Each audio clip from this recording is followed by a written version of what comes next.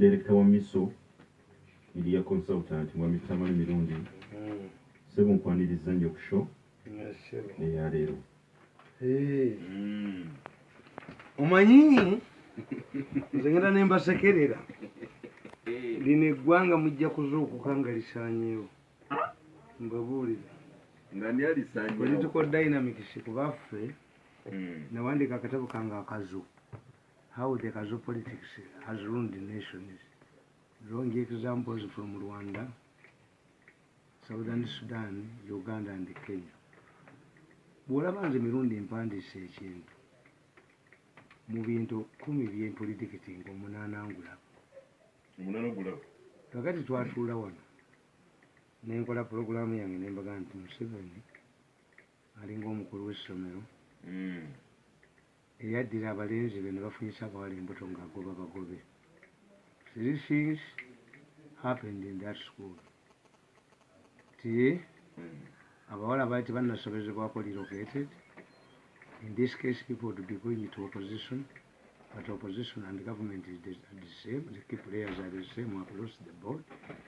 Tebajegendayo. Abaana abawala abasigala mu ssomero bayigatta ikondo modolo yaffe. Tandika okuba abatabani b'entu b'abaana ntibamenye tubajjamu empeke. The others abazadde b'abaana be yali takyasobola kuyamba tabayambye tebasomye baayokya essomero badduka emisinde ne teepu zaabwe ne recordings zaabwe ne bagenda wa president ababuuza, do you need my permission to sue mirundi? Mugende mumuwaabire akimanyi temusobola kuwaaba. Tewali asobola kuwaaba wano musango n'agusinga tagusinga a defamation case oba libo eya radio ne TV. Defamation nabaga nti tewali agiwangula wano. I feel the only person who can win a defamation case in Uganda is Museveni. Defamation ina elements enkulu nnya. One, are you defamable? Gwe naawe olina obusajja bukulu bwe baakulebuddeko. Defamation. Kwe ku muntu okulebula omuntu.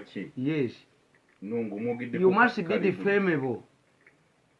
Nti omusajja ono bwe yankutte nabadde mbeerera n'olwekyo embeerera yange tekyaddawo. Emmotoka yantomedde nenteekako permanence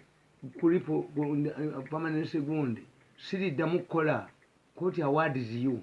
Kati olwonza omusajja omuntu wa bulijjo nyine ekitiibwa kinange. First of all, you must be defamed before the well-thinking members of society. Bani abakussamu ekitiibwa kiki wakoze loosi ki? A moment. Abantekamu ekitiibwa. Anti baleete mu omukyala ne famire yange. Yes.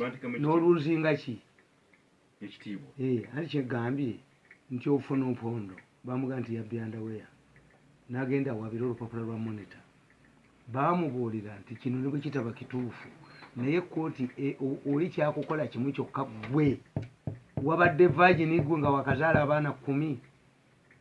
Ono muvunaana kukwata. Kkooti ekuwe nnyo ssente. Kuba wali ozinze virgin oyinza n'obutaddamu kufumbirwa. Is unrecoverable. Ddala wabadde virgin. Ye kyakuleeta kuleeta basajja baakwendako n'okubirwa mu kkooti. Ne baga nti we have 2 cases, defamation cases, very interesting. Ben Kiwanuka yawaabira Obote mu kkooti mu campaign ya independence.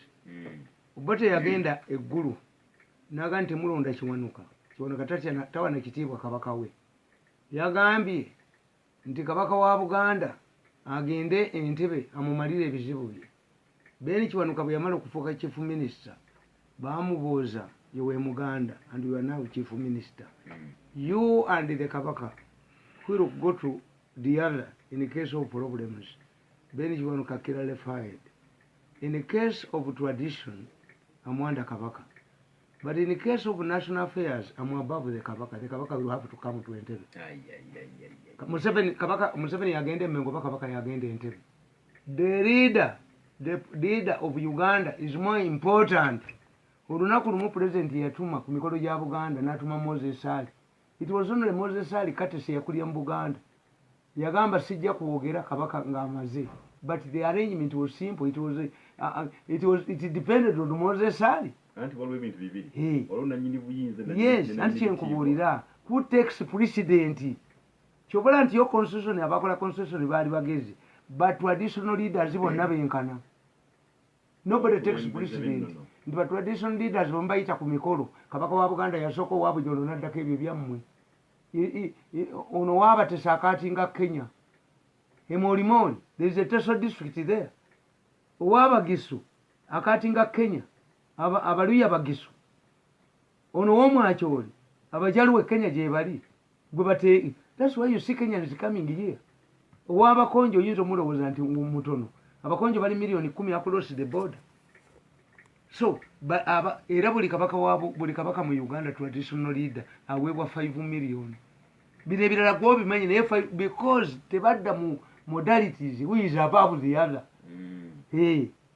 kakati Beni yagenda mu kooti nti obutande budde omulamuzi Saudo Udoma yagamba Beni tinjagala ondeetereyo abategeevu 10 abatamanye nti gwe nga chief minister gwosinga kabaka wa Buganda members of society yes bamubula kati abategeevu omuntu obujjosi mutegeevu taswa mutwa well thinking members of society not everybody is a well thinking member of society this is the problem of defamation what did you lose basinzira ku kyoga nti ono well thinking naye mwe bebawandiseeko mu mawulire somebody can call it in population na scandals zemukoze they are aware no lawyer can confront mirundi mpozi nga kubba sente enkumalewo teri asobola kuwawa do you need to go to the president for clearance to sue me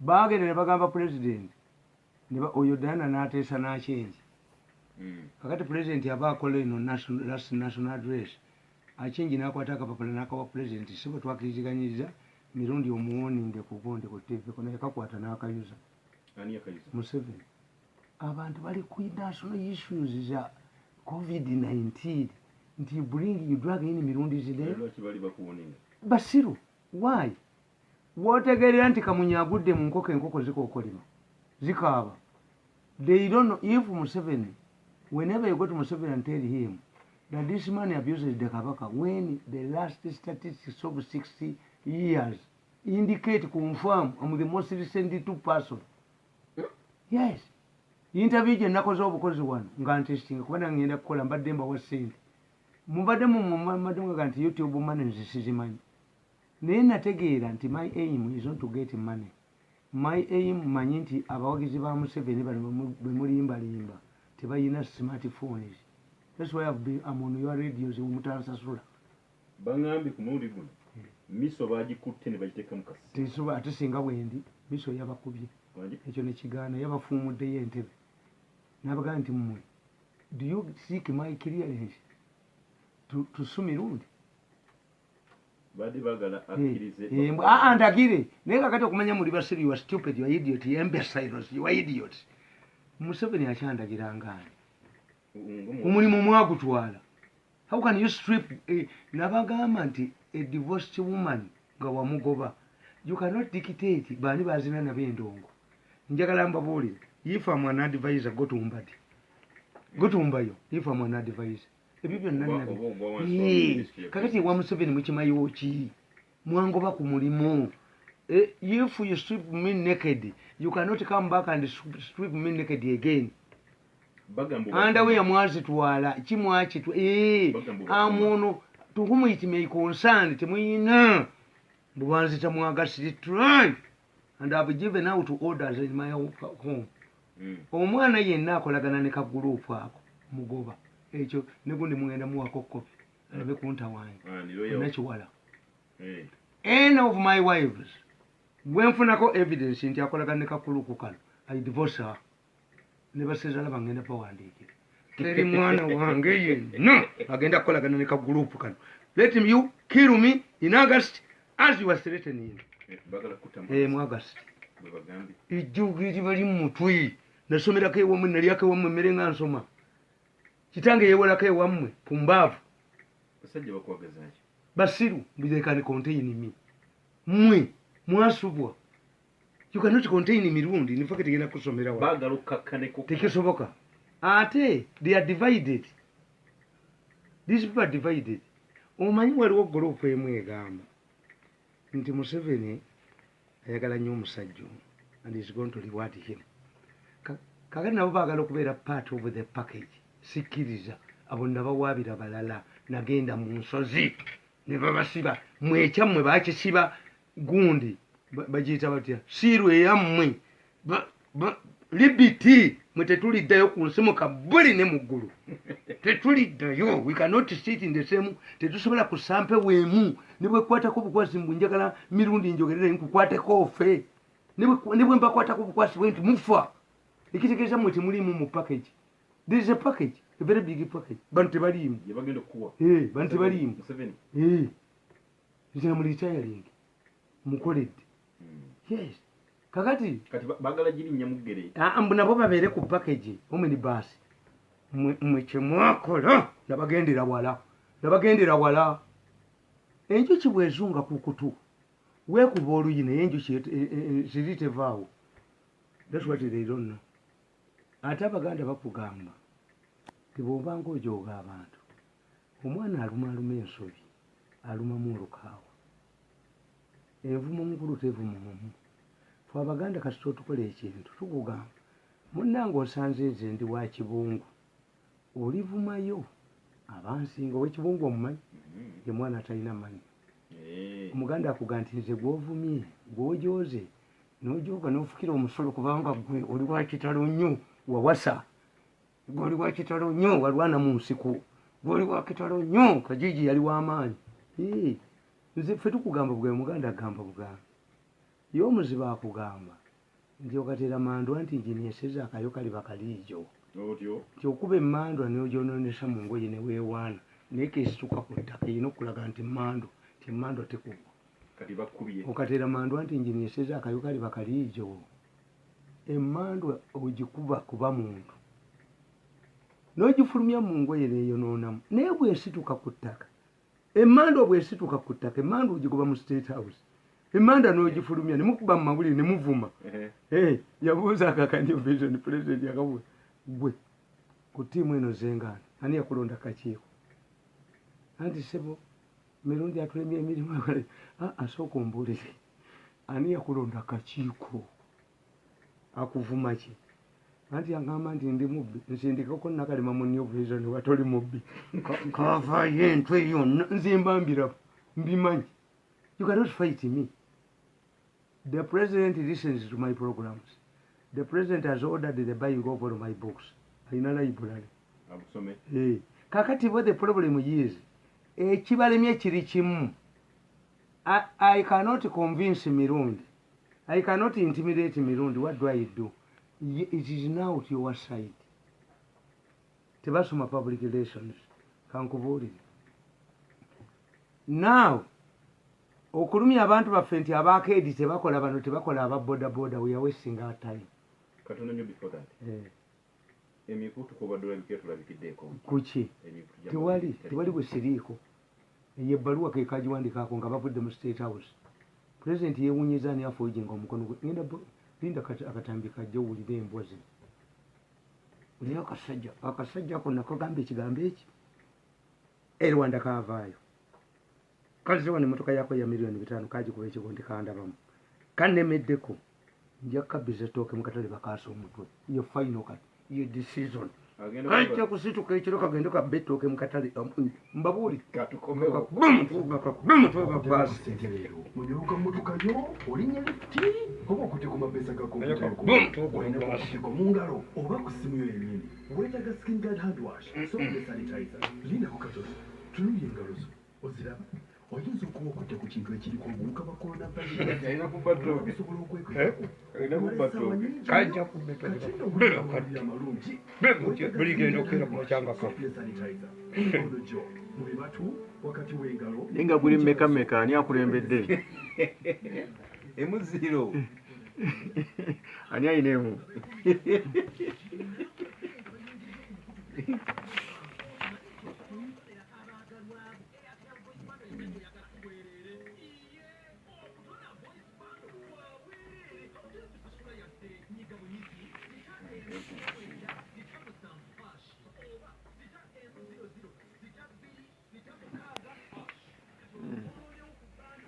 Ai, banaye mwebale nnyo mwebalire ddala okutufollowinga ku mikutu gino balaba wano mwebali nnyo twongere okusharinga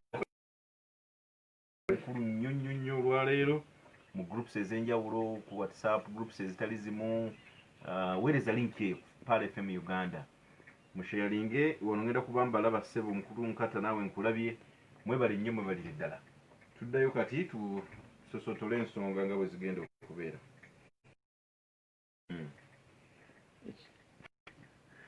ekyo mukulu muno kiwako kyekiraamo oba kugobaganya kiyakoze ekyo kyabaana okubagana okukolagana bakiyita bati ekyo eyo wiiri wakoze wiiri dame anti babatiisa wakoze ennongosereze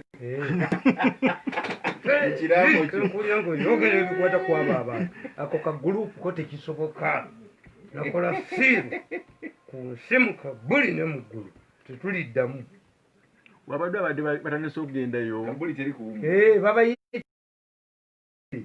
ye Museveni akkiriza me to retire with a Jefferson a package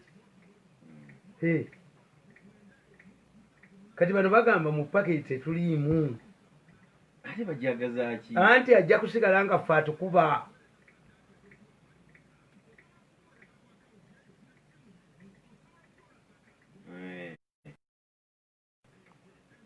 kati ate abaana babagazaaki n'abakyala kugendayo kubagamba nti kitammwe akambuwadde nnyo babayingiddemu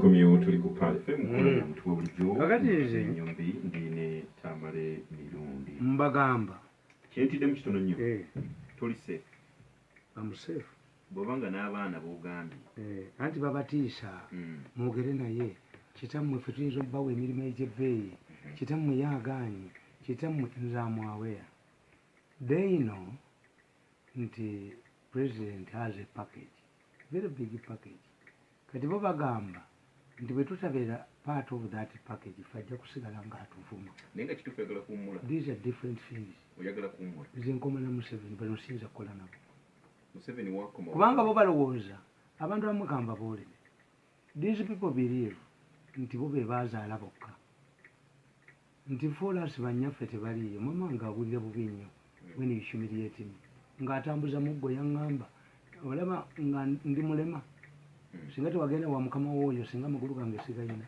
motoka yamumenya yamulinnye yes bamukuba emiggo bo batulowooza ti famire zaffe tezivaamu bagezi we are highly intelligent people we are wealthy tuli bagagga temuyinza tujooga I was not bought from a supermarket timwe mwazaala mwekka my mother I was delivered in the same way you deliver your children tuva mu family nyiivu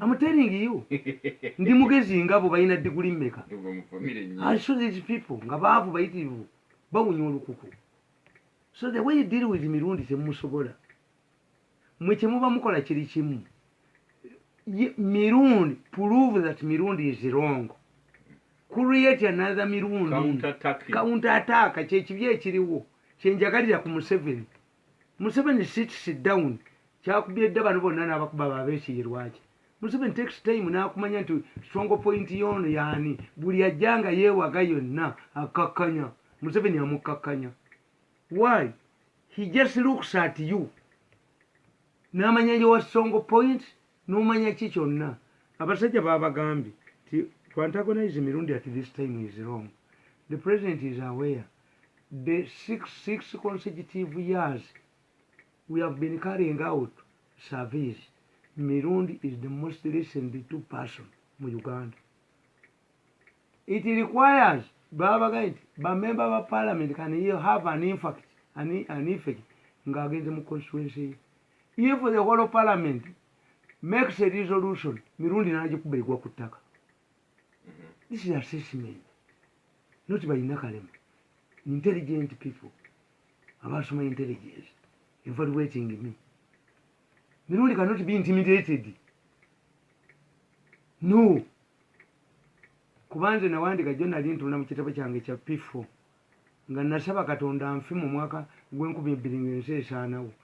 Kati ampadde surplus ya mmeka. gwe imagine wasaba ofe mu nga nsaba anti ensiga batuga nti eggwawo mu mwaka gw'2022 nensaba katonda nempandika mu kitabo kyange exercise book ya P4 nsaba katonda nange mbeere witness ng'ensi eggwawo kuba nali nsomya article what does it mean to be the last man on earth. Nze brother nge yamperezanga tikitange yampa okuwulira amawulire muganda nge yali Kenya nga mpereza amawulire gonna aga nation era natambula mu senior 3 nengenda e Butere okulaba omusajja bamuyitanga Joseph Martin Shifuku yatawanyanga Kijata. That's why I can even Kenyans appreciate this man knows Kenyan politics. Why? Brother nge yali Kenya nga mpereza amawulire gajjira mugunda nze mwana gwe basoma paso ye ku ssomero P7 nga n'okusoma n'okujjayo paso omwana we wagundi ebitabo nga nabboyi neyambali nagenda mu secondary school nga nyambala masuuti nze esuuti nga ngiteeka ku gundi w'essomero nga bajja y'essomero manyi bwe nagikola bajja y'essomero ninako obunankani buno ng'obugaye bw'abaana bunappi buno bwe banyiga neegendamu obupeeso bwe obumanyi nga ne bajji yange bwebeera nga njijjako neefuuka essuuti nga bwe mpa ku ssomero njijjako neefuuka essaati mangi nnyo. I'm a very arrogant man, very arrogant. Whenever you subject me to humiliation, I harden. Nchikudiza sisemba na choka una. Kakati nkugamba wano. Nti bana abantu tebabala. Nti COVID-19 has exposed you. Run away from the battle. Kubanga nze kina politikiti nga ekyo ntangu ekiri. Manyi wano mugenda ne munteeka wano. Siraba bulungi, I don't know why. Nakugamba nti lwaki gwe tosoma amaaso naawe togayina kubanga mbadde njagala mbasomera akatabo kano kenawandiika ku nzige nti in many cases mafias conducted themselves more like baby monkeys. Mafias look at challenges to the country in terms of monetary benefits and forget the dangers that may arise from calamities. Take the example of HIV/AIDS, which hit Uganda in the 70s and 80s. Instead of considering the dangers HIV posed to communities in Uganda, the mafia exploited the plight of the victims for monetary gains. Many bogus organizations, including purporting to be helping victims, were set up for fund. But the funds ended up in the pockets of the mafia. The funds that were allocated to the Uganda AIDS Commission were not spared either. Government drugs intended to save lives of Ugandans suffering from the disease were stolen and sold to neighboring countries by the mafia. Furthermore, Uganda hosted an international conference on refugees recently, where almost $1 billion was raised, but not spared by the corrupt mafia. The numbers of refugees were inflated, and the money was stolen. Musoga, who was labeled to be a Munyambi, was sacked. In the recent invasion of locusts in East Africa, and despite the destruction and the threat the locusts posed to the countries, the mafia looked at the invasion as an opportunity to steal money. Unlike mafia groups operating in other countries, the Ugandan mafia has several unique features that include the following. The mafias in Uganda have a strong foothold in the government. Number two, the mafias have control over the media, especially print media. This gives them an edge over their victims. They use government institutions such as the Agigi's office, the Auditor General office, Parliament, and the courts to subdue their victims. The way a python operates when killing is free. Mafias bombard their victims with negative newspaper articles and deny them an opportunity to defend themselves. Therefore, all of these features were prominent in the fight against locusts. The mafias started with exaggerating the potential damage the locusts posed to the country, using photographs from foreign countries in order to scare the population. Secondly, they split their campaign into two major fronts. The first group was to prepare Ugandans for what? To prepare Ugandans.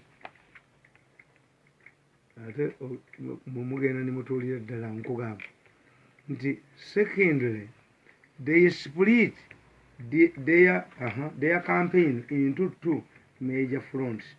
The first group was to prepare Ugandans for the worst by announcing the locust invasion even before the locusts, no insect had arrived.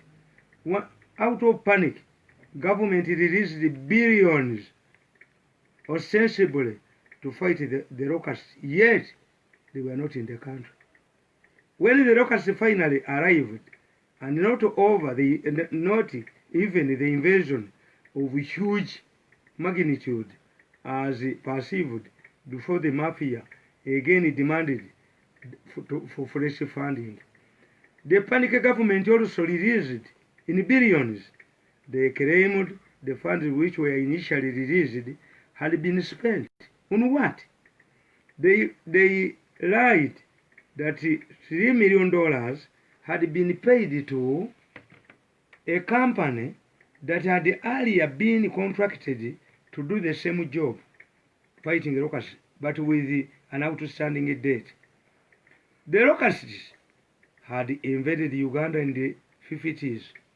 The mafias claimed to have contracted 3 planes to facilitate aerial spraying of these swarms. This was a total lie. The only plane that was seen deployed to fight locusts was the military chopper. Therefore, the claim of contracting 3 planes was also a lie.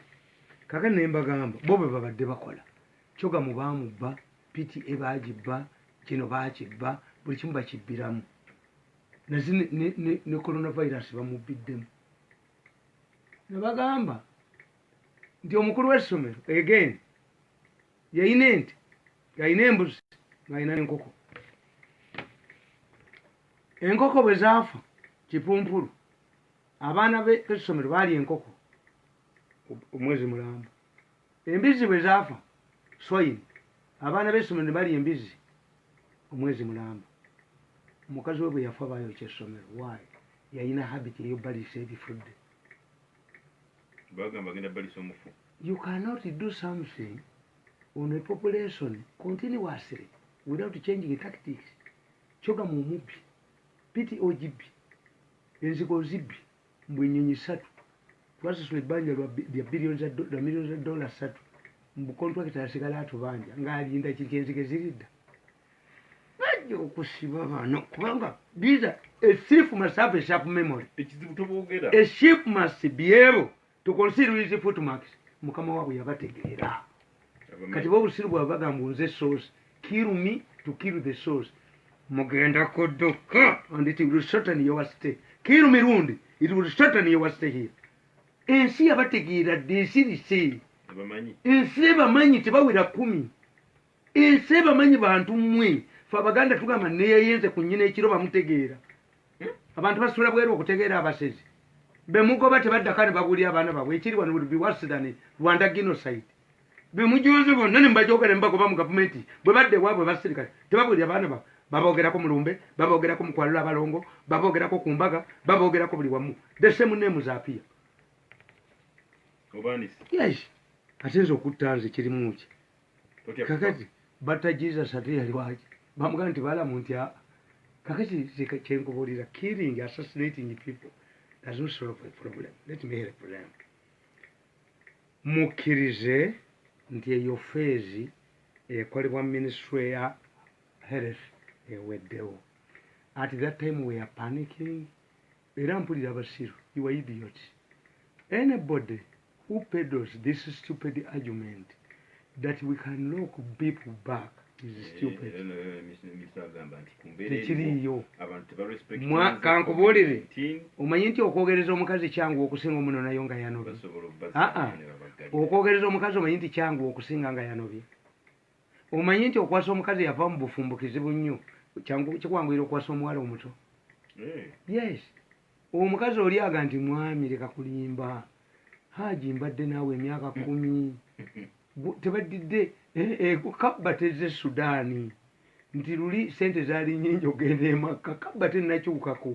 Obanga tebampa luli hijja bino olimba. N'omukazi omufumbo. That's why you see women nga balina abaana bangi mu basajja ab'enjawulo. Oyinza omuyita malaaya nno. Waliwo ekyajja ne kijjanjaba olubuto ne kijjanjaba omwana ono n'alowooza nti kakizaalire nakyo ne kitema.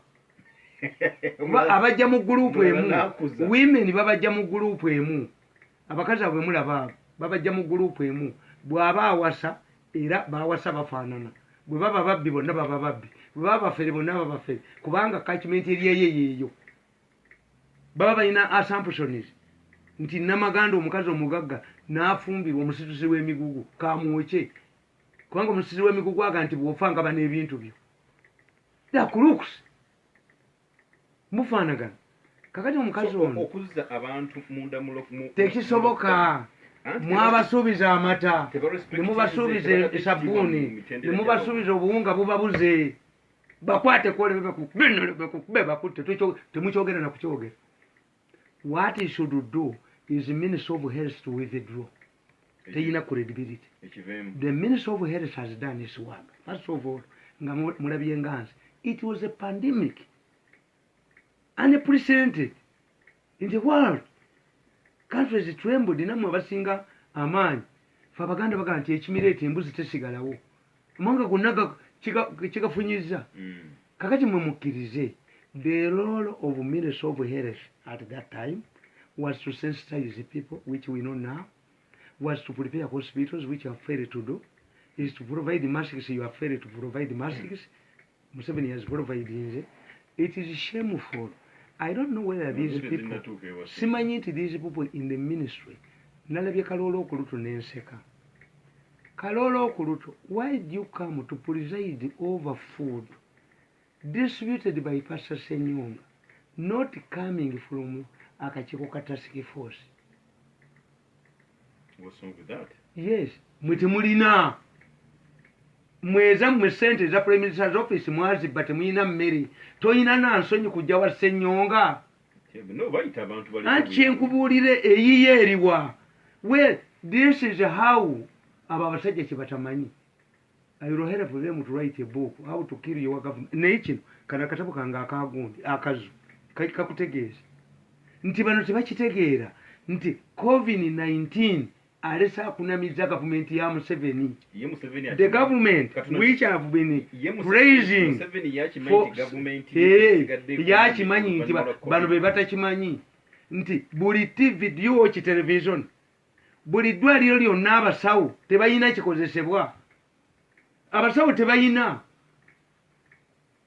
Nalabye n'eddwaliro erya gavumenti omuli thermometer. Omusawo n'aga nti raba. Era nabagamba nti kutumukunde ku ballot political landscape ejja kuba ekyosi. Tayina bantu naye ajja banywesa amazzi. Ayina strategy. Nti genda neneebuuza nti naye bano balaba TV. How come nti ebibeera ku TV nti ono ayagala emmere the following day wabeera yagireeta nga tevudde mu Prime Minister's Office? How come nti abantu begendi bwe beekalakasa nti baagala emmere eddoona ajja n'abawa emmere etavudde mu gavumenti? You are eroding government is irrelevance. Kitegeeza eva mu bantu. Anti ani yagiteekawo eyo kuba y'omu. Waliwo agigaba. Yes, kasi abantu beekalakasa twagala emmere 2 days later wabeerayo ddoona ye yagiteekawo. There is a person who is well organized. But manyiti bantu ba mwoyo mulungu. Anti ngani yagireeta eri awo gye bagaba. This is an American new strategy. How do you undermine, how do you make this government irrelevant? In case of a crisis, ku sente zemwayise empisive ennyo ne muzigulamu ebizimbe kati mugudde mu mikono gy'abazungu. Abazungu bawaddeko Uganda sente. For your information, even the money you want from IMF will direct. Ngono kasaija bakwese 5 trillion bazikwese mu budget kati akomo niyo lwakita dusi kwe misindi nti budget omusajja nakwata bwati ebakuli yennyama omukozi n'agireeta nga mulimu ebifu bina n'akomawo n'aga nti ogikebera mu ndagala empombo z'abakozi liwa nazibawadde abako bagamba tebannalya nazikwese mu ndagala mwe muli abako. A Minister of Finance hides his money. Reads a different budget. Nojja n'atakubirwa mu parliament. Bannange bwe mulonda abaka ba parliament mulonda abategeera. That is a scandal. Ati nkubuulira nti sente babadde bazikwese n'akomawo n'omutwe gwe mbu I told you yabadde tafuluma parliament. Mulwanira ebyobusiru oyo yabadde afuluma empale bagijjeemu. Yes, 5 trillion yazikwese. And he comes back. Ngobuleminga mirundi. No. Mirundi is calming people down. No kubategeza ensobi yammwe nemba wane solution. You are discredited. Minister of Finance, Minister of Health. You have lost credibility. Respect yourself and resign. Mwina mu resigninge to give president opportunity okuleta abalala. Bwana bawo minister omulala. Nakugamba nti today omulooko abantu bajja kukkiriza because he's a new minister. Bw'anaabanga egundi eno relief ejiddwa mu prime minister's office we can listen. This is why I tell you nti guno omuwendo nga tuzze mu Kampala teguli alarming. When the Germans went back to work bafuna akawuka 1,000 every day. Nakedi muzigule mumanyi lwaki akedi bazigadde. The mafia teyagala akedi bazigule. Balowooza nti bakamu bayiwola sente mu bank. Deny them income tubigule. Bw'olabayo kuba social baddeemu. Ate mmolo bazigula. Anti bino ebizimbe babo bamanya. Ye president alowooza nti boogeza mazima. Ebizimbe baagala bigula. Wano baba ku 20%. Bannannyini babibaguleko. Yes, olabye eri ku base bakikwatako. You are only talking. You would say, nti, eri genewola sente. The Minister of Finance of Bank of Uganda has sat with these people to stop it, calculating. Kati ne baddira agasajja gano agasamaago waliwo kalino olubalu kalinga paasi ako kekali mu kuyola ebisaso ako kasajja kuyitaga ne bakayoola bagamba let us argue. Why do you talk about forgiving people abakolera mu akedi sente today bakola wa zikuyamba ki bwemba nayavuwadde nga sikyadda zinyamba ki yes is let us fight to go back to work, then every landlord will negotiate ne tenant we. Nze na police ku nyumba zange kuba nzikiriza mbi ekirogo bikirizamu abapangisa bali ku nyumba netadda muntu baloga kati nze wange kasankula bange emyezi 3 gibulemye okusasula nze nzikuwa n'ovaamu n'emmotoka ekutwala gwopangisa ewomula naye akulozeeko esente zenkozesa mu ddo eddogo lirogererwa 3,000 naye emiliyoni zezokulijjamu egumba likufumita mpola naye okulikuulamu nze mbimanyi omulogo alogera 10,000 teri mulogo wa mutwalo naye ate abalisiga okulula be bali embuzi n'enkoko naye ng'oli yalogesa 10,000 yakanyuka mu mwanyi kakati nze omupangisa yenna asobola n'okuwa okukya ekizimbe kyange mulekera sente n'agenda. Leave this issue. First of all, solve one problem. Let the arcades be opened. You remove the ministry. This is no longer the Ministry of Health. This issue is no longer. This now has moved to Ministry of Information. We know medically how it is transformed, transferred, how it is contracted. And in Kugama, in this same spirit, guno omuwendo gwe babadde bateekawo nti katugenze mu bitabo tukebedde waliwo twaka driver eyava egindi myezi 2 egiyise tumunoonye nti oli mulwadde akwatireko bisatu batwale ente zaabwe bagalire mu isolation center. If we want to hit the civils in the Ministry of Health, transfer the social this isolation center to other areas. Bakakasanti waliwo omuwendo gutali mutuufu bagamba yes kakati embeera eno anti nkugambye nti bo tebaagala kintu kiveewo. Kakati bw'oba oyagala okuba finance, bw'oba oyagala okuba kuba ababbi ovako olwo Ministry of Health mukoze omulimu gwammwe. Yabadde azibbi sale ye yazimusuuziza yabadde azizze kiwedde anti babagula kati abaka ba parliament. Let me give you 3 examples. This parliament yategendedde ku notingi nnyo. Waliwo omusajja omutaka yajja wano yekubaana mu kusuula gavumenti yeewaawo is here ate wano teyalizeewo kubanga yali kamanda w'abakadde bamukwatira wano ntebe. I don't know why these tax people come here. 2, president wa Turkey Erdogan yali yakakyala wano n'ekisawo ky'e Somalia abajaasi baffe kye bakuuma kyakolebwa Turkey, gavumenti ya Turkey. So you can see the contradiction. Naye president engeri naye gye yaliko mu exile ayina different attitude towards yagamba president I will never make that mistake again to return somebody where he is wanted. Tazza abantu waabwe bebeetaaga yagamba nakikolako omulundi gumu bonna baabata. They sent 6 people ne babazzayo ne babata siriddamu kikola. See, this is why the tax man is here. Kakati balina ekizibu nakiwuddeko ne mu parliament. Mining mu Uganda nze bonna nayogera nabo all of the stockholders including the minister Appendi. I talk to her. Omanya abagenzi bwe kye bakola ekifo ky'okuwaabibwa Museveni banoonya nze Appendi looked for me Opendi Sara ne mubuulira ne bano benna ba miners. Kakati ekiseera kino tekyetaaga ba legal balooya tebatukolera no kino ekiseera kyetaaga ba political activists abalina socialist background nti oli Sara Appendi akugamba I was given an assignment by the president to clean up the mining sector. Anybody who comes in to block me mukubirawo. You are right. 2, if we don't allow this tax man nga yagula shares mu mining company ajagende waabwe nga aleekaana nti mu Uganda tebali respecting but compared to who gwe tukuganya oyina ebizibu tukuganya oyina ebizibu ye walone other investors are coming here. That one I disagreed. Kakati na bano aba mining police nabo ne bagamba we cannot allow a man as a police we remain part of the police Interpol gwenoonya nga tumuyinako evidence nti is a criminal tumukkirize to invest in a very crucial sector in Uganda's economy. You have a point. But what do you want? Kubanga onalowooza nti wainvestinga mu Uganda tebajja muzaayo. We have seen very rich people tebazeewaabo. What matters is that you have an extradition treaty.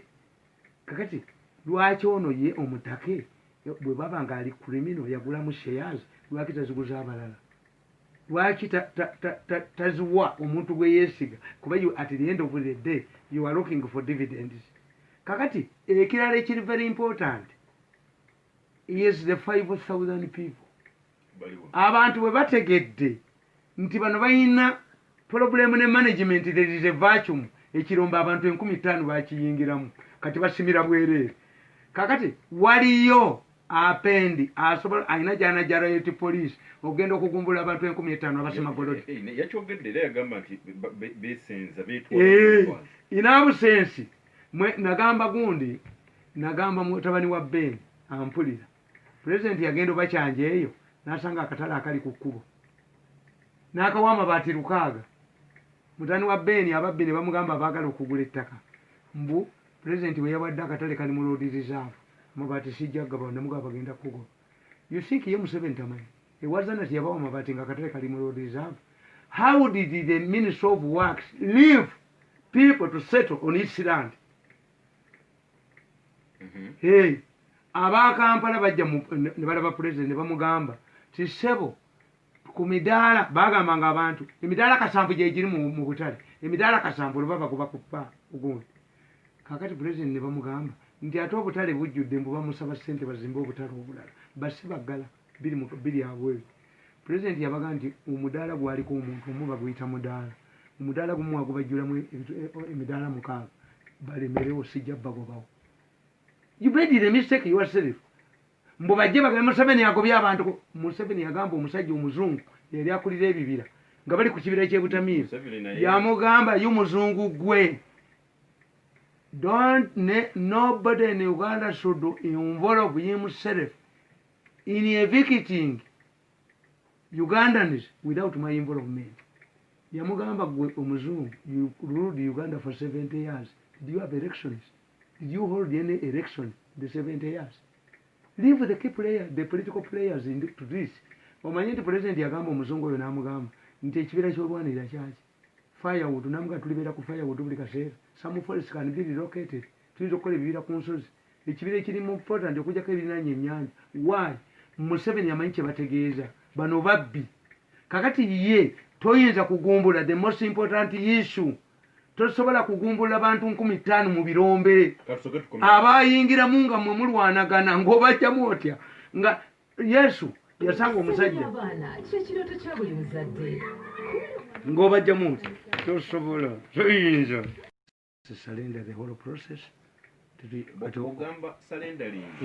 ekiveemu eddeyo ku n'omugundi bantu bagenda mu malwaliro bakola baki zino isolation centers kati omanyi lwaki babakuŋŋanya batwala Namboole Diana yali takimanyi n'oyo akyengi ti pulezidenti yateekawo dda lipooti egenza ebuuza abantu ababonaabona abakaaba bakola ki is ahead president has even has an interim audit ku ssente ze bakozesezza even Ranga Katongole oyo ate zi Katongole simukubiranga na ku ssimu Emmanuel Katongole namuga nti kyogenzeemu bo bakuteeka waggulu ofe namubuli Katongole yankubira essimu lwalina lwa Sande pulezidenti wabasisinkana agambe Kabushenga nti gwe akuvuma ki nti anga ndi mubbi nsindikeko bambeka mu New Vision olabe oba biteredde Katongole nankubira essimu nanga nti waayi abantu bayamba akakiiko kange kayambe ate abamaze okumpaabira ebbaluwa z'emulago tezikola mu ssabo tuyinzaga nti ab'emulago bantikke nnyo naye ntegedde mayembe zino zibandala nze kasomala okumpaabira todda kakati nkugamba ebintu bibiri nti ezo isolation centers the moment gemunaziwa abaminsani abalokole kati abagaba emmere abaki ekyo mujja kuba mumaze namba tejja kuddayo kulinnya kuba the number is deliberately increased bano abali mu ministry balireko sente 2 is it now useful to have a committee in Yabakatongole? Why don't you compose a committee of religious leaders who can bring relief?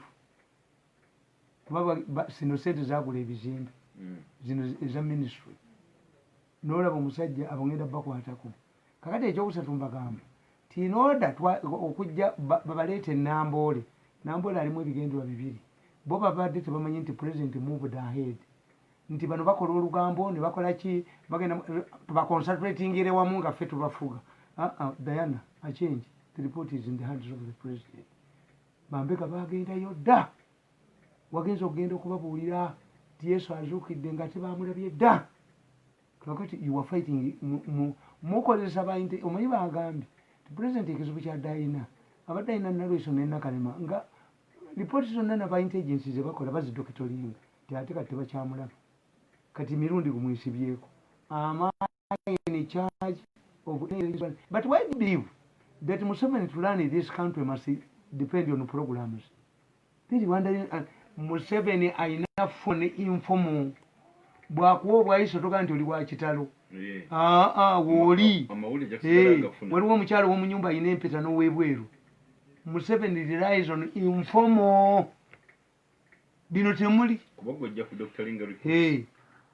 kakati bo obuzibu bwabwe kati nkugamba nti bo buli kimu bakifunamu let me tell you akatabo kano nakawandiika dde understanding mafia politics nakawandiika dde bagambu yafuna library y'obutabo bwange abusoma 25 December Understanding mafia politics. Ulia bwempandika ku Nambole. Take the example of Nambole Estate.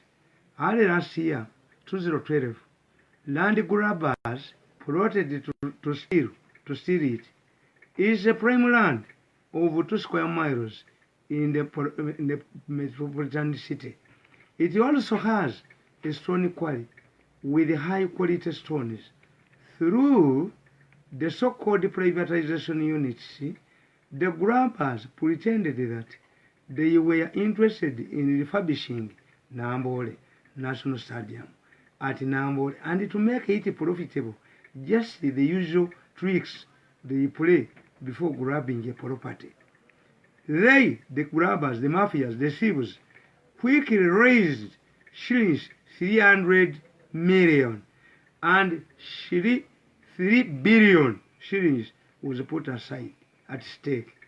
The stadium management received managers from the privatization team, apparently fronted by the grabbers to apply mafia politics by hoodwinking tebakasoka basoso okwagala okubba Nambole, hoodwinking Ugandans with the fake stories of modernizing the structure. That this is the language the thieves usually use. Newspapers like a New Vision were hired to publish negative stories about Nambole. Graphics were published but not to only show the stadium and not the whole 2 square miles land and what had caused the Nambole problems. The way things operate these days, once you welcome the privatization unit to your place, it opens out a gate for the grabbing exercise. It is not surprising that Pioneer Bus Company owners rented space at Nambole 2012. This is how mafias work. In case of grabbing, such a company will claim the right of the first priority over that space and more, because there's the current sitting tenants. They will parade themselves as the current users and demand first priority consideration. Mafia politics survives on deception and lies. However, the lies must be well packaged. The thieves must be wrapped in a sheep's skin. They should be seen by the person as if their intervention is intended to make the project for the benefit of all Ugandans. These thieves are like a medical doctor who practices cannibalism. He is not easy to detect. During the recent East and Central Challenge Cup, Chekafa, the thieves took advantage of the water lodge in Nambole to advance their argument that there was need for a private unit intervention. However, those using mafia politics don't reveal these factors below. Bili kumineri nkabana abasajja mbalaba nkabaleeba kamba tere Museveni aterenga kamba bujozi mbuba malemu bajja kubatta muteyo omuntu omuli yadde mubawaayiriza bamuteeke mu jeneza bamuyingize ekibuga ola baduka helikopita zisula mu lujjanga z'Edodoma. Kakana olaba bwe nkugamba nti baagala kubba Nambole mu 2012 Chekafa bwe yajja wano ne bayiya tugibba Nambole tugibba ono tunabulye mu Museveni y'ekyogera nti omuwendo ne bagenda president yagamba nti ate nkugamba nti bwe munaagaana Museveni ni use your style banaaba olw'okuba oli ekyagala bajja bibattiramu kati boga nti bagenda kubba Nambole omukulu yakyogera yagamba Museveni nti omuwendo bwe gunaaba omungi mpozi ababbi bano abakitandikako edda oyo omuvuka kyava ntya yasanga mu president's office nga government printers yekuba buli kintu kyonna. As we speak today, budget ekubira owa muntu, Uganda Gazette ekubira owa muntu. What happened to government printers? UNEB yaleeta ekyayi omwana yoyo alina akatale akamukaabire wano mu paaka.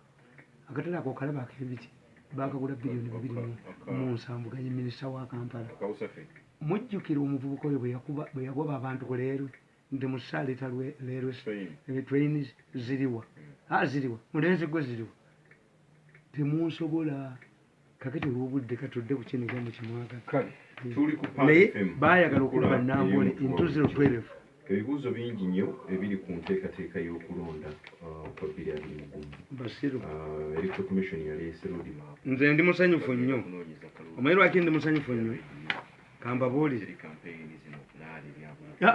kuba akantu kaffe kaliwo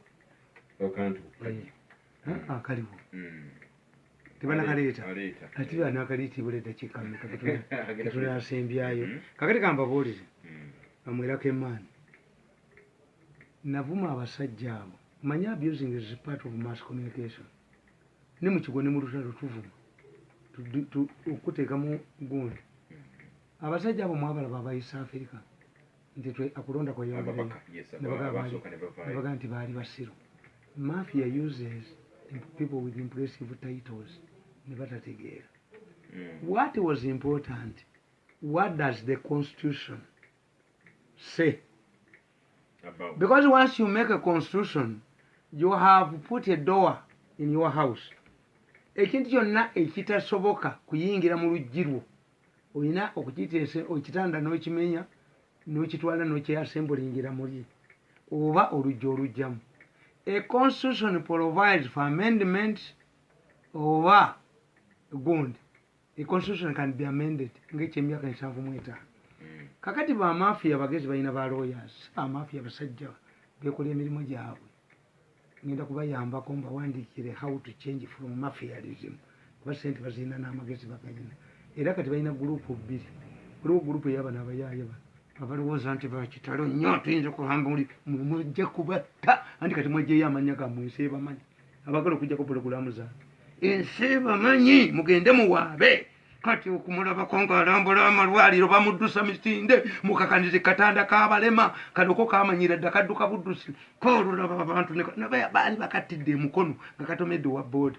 Kakati mbagamba nti bano abasajja ba mafiya bagezi nnyo baatunula ne bamanya if Museveni organizes era kati ekibazizaamu omukisa kasabaga nti waliwo akamyufu we bagenda okumpira akamyufu nakawandikako dda nembagamba nti mukateekewo mulabe akatabo ngenda kamuweereza timukateekewo mulabe nabawoninga kamyufu katabo kange kabadde kansaze n'okunsala.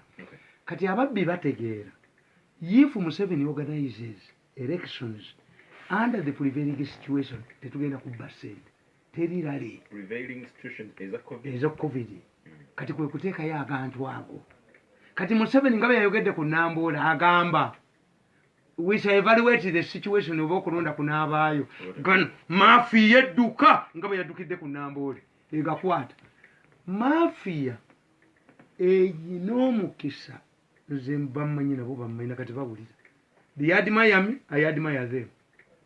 Basajja bagezi they can spend a day kati balina zooming ekiro bo balowooza nti abwe yaseefu nawe tatukwata mu zooming naye ngiina nagiyingiramu instructions sinafuna ndine mu zooming mbakube nende zooming nagiyingiramu. Kakati bano abasajja batuula bagamba Museveni is a risikiteeka. Constitution egamba ki? Constitution ekugamba nti president bw'atateekawo kulonda kwa bwa president under any situation obuyinza bukwasa sipiika. Nababuuza wano nti Museveni asobola okutalako obwa president n'abwa sipiika. Kati bo bakugamba kakati president bamumanyiza erisikiteeka kyekyaleeta babirandineko akapugulu okuba mulindo biri mu maaso twali awo nga tetunategeera gye tulaga tudda mu bibiina oba nedda bawakapabulo ne baga nti ono omusajja ayinza okuba nga yalitayalinga tweteerewo ekibiina ky'obufuzi mulindo biri mu maaso n'abawaabira kwe kumukuba tiyabbye sente z'ekibiina ng'ate sente bwe baziyewo wakapabulo yalekera mulindo kojja wange yamulekera instructions nti sente bwe zivaayo ogulyeko ne mukazi wange pajero yali amwembalasinga zaali zakubba batandike ekibiina ekyabo. Kakati bano abasajja ne bagaa nti Museveni is a risikiteeka bakola ebintu bibiri ffe katwetegeke kyembaagala ku their planners. What if Museveni gives power to the speaker nti bagamba Rebecca akataga nti ntwe ya pusi yakulembera delegation nesinkana Kadaga nga bamugamba ki nembawulya byebayogera era Kadaga nemuweereza omuntu nti wasinkanye ntwe ya pusi delegation batiyaddeedire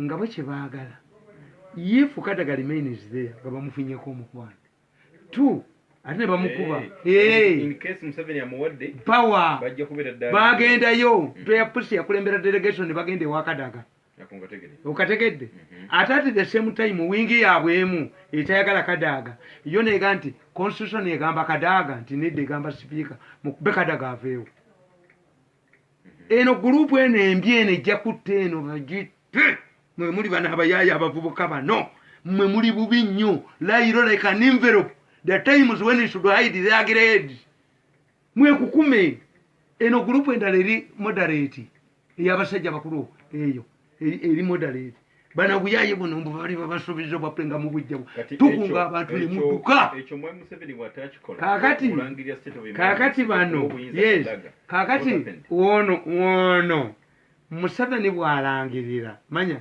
ono werekito commission bw'avayo naga nti kulonda kujja kubaayo Kizza Besigye ne Bobi Wine babadde balirayinga kuba mafia nti okulonda tekujja kubeerayo so nga ne Bobi Wine abali mu opposition bonna bamawo bo baali badde baatuula dda tufainda nga bano bwe bali nti mafia divided itself into 2 if Kadaga remains if Museveni makes a risk is unpredictable n'akwata power n'agiwa Kadaga ntwe ya pusi yakulembera delegation n'eraga ewaani ewa Kadaga in case Kadaga becomes president tumuyinako wingi yaffe another group enetya yerowooza nti okubeera mu ggwanga muno is only because nga bwe bakutte power temujja gikwatako muyina kutema oba okwekweka ne musirika ensi yabategeera yabakyawa mwadde abantu mu gavumenti ne mubagoba mwe muli bubi nnyo kagurupu kaabano ate kabi nnyo bano bo babbi bubbi basajja bakulu beenoonyeza sente zaabwe bano bajoozi nnyo mulimu eyavaamu ng'alowooza okufuka eggwanga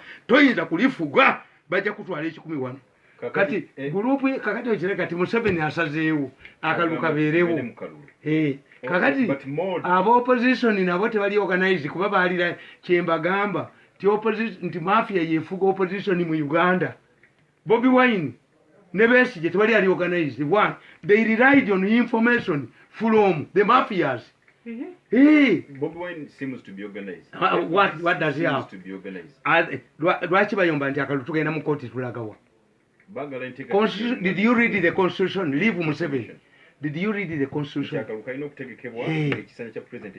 yes bw'atakategeka kwawasa sipiika electoral commission kyekoze yes ne Museveni akaagala basi Museveni akaagala nnyo basi zannalweyiso ezibadde mwe bamuferera ne basomba abantu ne babajja eno ne babatwala eno ezo sente yaziwonye adigida sente yaziwonye ababadde bamubbira mu kalulu ku luno bye basaze kakati scientific election ene egenda kubeera nyangu nnyo nyangu nnyo bagenda kosa media kambabuulize abaka ba parliament kambafunire sente akakiiko akakwatagana ne election a delegation of Uganda Electoral Commission delegation from Ministry of Justice representatives would hire 2 planes ezamwe za Uganda Yarane zigendamu abantu 16 zigendamu abantu 67 ngabo mwamanyira okubba ennyo mugenda abantu 12 visit Mali